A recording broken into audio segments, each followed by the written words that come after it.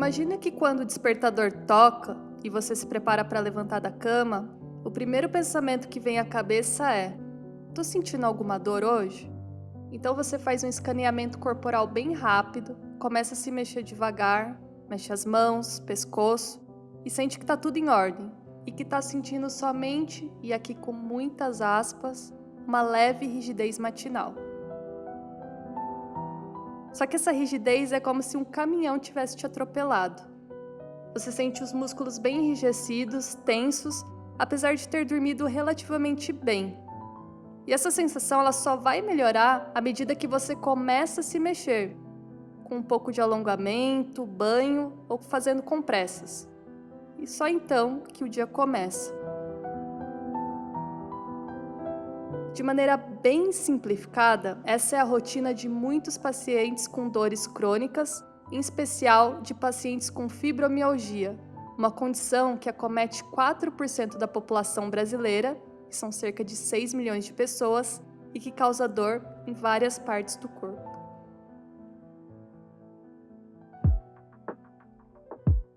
Olá pessoal, meu nome é Juliana Conte, repórter do portal Drauzio Varela e criadora do podcast Por Que Dói. Este mês a gente vai fazer um especial sobre fibromialgia. Então vão ser 3 episódios explicando sobre essa doença invisível, mas tão comum e ao mesmo tempo tão subdiagnosticada. Isso porque as pessoas diagnosticadas com fibromialgia não emitem nenhum sinal externo de que estão sofrendo, o que faz com que frequentemente suas dores sejam desacreditadas. Só que dói e muito. E essas dores trazem consigo outras condições, como depressão e ansiedade, que a gente vai falar melhor nos próximos episódios. A fibromialgia ela não é uma doença da moda, como alguns costumam dizer. Na verdade, há registros de casos de pacientes desde o final do século XIX. Durante muito tempo, ela foi chamada de fibrosite. Só que o termo fibrosite não é lá muito correto, pois it significa inflamação, um processo que pode desencadear dor, calor, inchaço e vermelhidão. Só que ao longo do tempo, os especialistas eles foram descobrindo que a inflamação não é um fator presente e determinante nos portadores. Então só foi na década de 70 que o problema passou a ser chamado de fibromialgia, que quer dizer uma dor mais generalizada e sem caráter inflamatório. Dr. João Alho, médico reumatologista de Santarém, lá no Pará, explica que não existe um único padrão de dor para o paciente com fibromialgia. Então dizer que todo o corpo dói e ao mesmo tempo não é correto. Porque para começar, a principal característica da fibro é que ela é uma dor difusa. Na verdade, tem paciente que vai sentir mais dor na região superior, como ombros, trapézio, cabeça, e outros que vão sentir dor mais nos membros inferiores, como perna, tornozelos. Além disso, a fibromialgia, que é considerada uma síndrome, ela tem outros sintomas associados e ainda mais complexos, como nevoeiro mental, que é chamado de fibrofog, distúrbios do sono, dores de cabeça, episódios depressivos, entre outros. Períodos de mais estresse na vida do paciente, como por exemplo, semana de provas na faculdade, problemas no trabalho ou no relacionamento, TPM, costumam ser gatilhos para a doença, que se não estiver controlada, acaba se manifestando com cada vez mais frequência. Por isso a importância de manter a doença sob controle para que o paciente tenha uma vida com maior qualidade. A grande característica da dor relacionada à fibromialgia, pessoal, é justamente não ter uma característica só. Ela pode ser uma dor do tipo fisgada, apontada, e também pode ser uma dor mais neuropática, ou seja, em queimação, como se fosse um choque, um comichão, formigamento. Então, ter um padrão só de dor não é típico da fibromialgia. O mesmo paciente pode, ao mesmo tempo, ter mais de um padrão. E, por definição, a fibromialgia tem uma dor difusa, ou seja, espalhada pelo corpo. Para efeito de diagnóstico, temos que ter essa dor em 4 quadrantes do corpo, ou seja, divide o corpo em 4 e tem que estar nos 4 cantos, não necessariamente ao mesmo tempo. E, repito, você pode ter uma dor diferente em cada parte do corpo, mas isso é muito importante.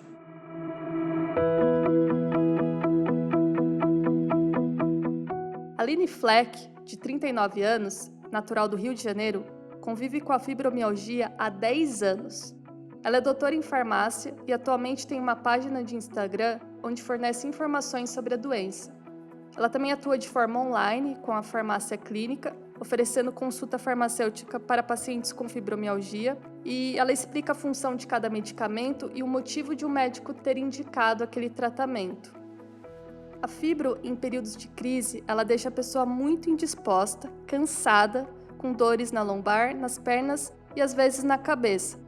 Mas antes de saber que ela tinha fibromialgia, ela atribuía esses sintomas à vida corrida que levava por conta da faculdade. Então ela só foi entender que aqueles sintomas eram manifestações clínicas comuns da doença muitos anos depois. Foi bem cansativa essa busca, pois fazia exame atrás de exame e nenhum dava resultado que eu tinha alguma patologia a qual o exame era pedido.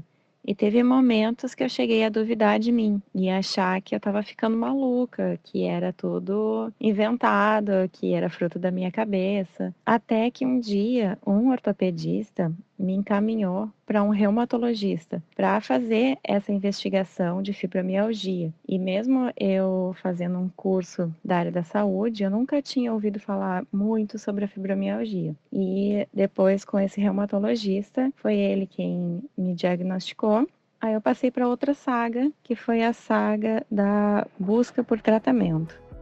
Nos manuais de medicina e até na Sociedade Brasileira de Reumatologia, nos dias de hoje, a gente ainda encontra a seguinte informação: será que essa dor é real?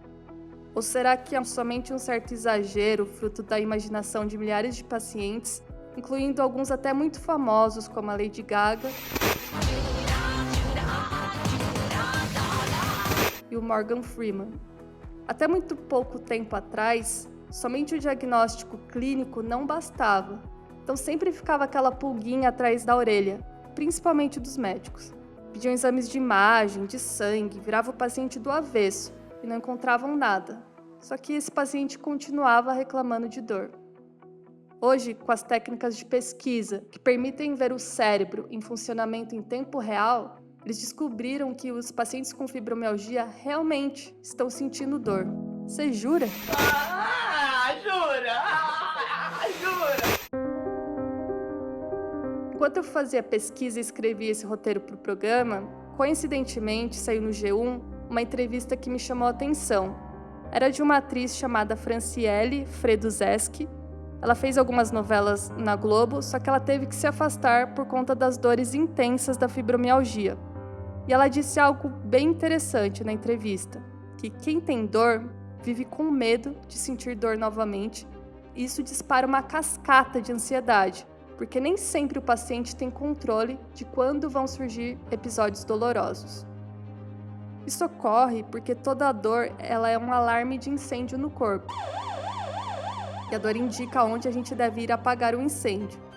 Só que na fibromialgia é diferente, porque não há fogo nenhum e esse alarme dispara sem necessidade e precisa ser novamente regulado. A causa é atribuída ao desequilíbrio de neurotransmissores responsáveis por inibir ou gerar a dor, como a serotonina. O Dr. João Alho ele explica melhor para a gente sobre esse sistema. Uma coisa que fica muito mais fácil de você entender a fibromialgia, especialmente se você é um paciente com fibromialgia, é justamente entender o limiar de dor. Qualquer sensação do corpo, a gente tem limiares de perceber, limiares de se incomodar, limiares de tolerar, e a partir daí realmente ser uma coisa que incomoda, que está próximo a causar uma lesão e tudo mais. É como se você fosse tomar um café. Imagina, você toma um café que está quente, você sente que está quente, mas está prazeroso, está gostoso. Se está um pouquinho mais do que quente, você até consegue tomar um golezinho e fala, opa, vou esperar um pouco até esfriar. Se está super quente, você chega perto, você nem bota na boca, porque você sabe que você vai se machucar. Então, a pessoa com fibromialgia tolera muito menos esse padrão intermediário. Você precisa de muito pouco para uma coisa deixar de ser perceptível ou agradável a começar a trazer incômodos para a pessoa. Isso serve para dor, para o calor, para o frio, para a fome, para sensações de humor, para relações interpessoais e tudo mais. Eu sempre gosto de falar para meus pacientes, vamos supor que a gente está saindo aqui do consultório e eu e você levamos um tombo, escorregamos ali, batemos o bumbum na rua. Eu vou apenas levantar, passar a mão no local, falar uns 2 palavrões, tomar uma dipirona talvez em casa e vai ficar tudo bem. A pessoa com fibromialgia, essa mesma dor, esse mesmo mecanismo de lesão pode trazer impactos para a semana inteira dela, impactar o sono, o humor, a qualidade de vida. A dor se reverbera, ela ecoa. Então, resumindo bem, em uma pessoa saudável, o mecanismo de dor não vai ocasionar um desconforto na região lombar ou no pescoço, por exemplo, mesmo se essa pessoa permanecer sentada por algum tempo, numa postura não tão confortável.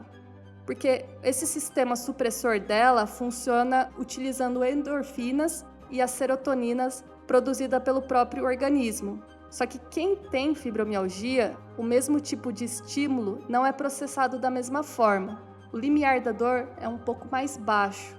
Por isso, esse sistema supressor funciona com menos intensidade, que deixa essas pessoas mais suscetíveis e sensíveis.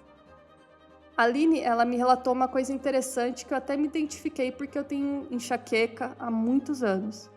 Ela disse que um dia sem dor é algo tão gratificante na vida de um paciente fibromiálgico, na verdade eu acho que de qualquer paciente com dor crônica, que no início, quando ela acordava e percebia que estava sem dor, ela aproveitava para fazer tudo que tinha direito. Arrumava a casa, fazia exercícios, preparava refeições, saía com os amigos.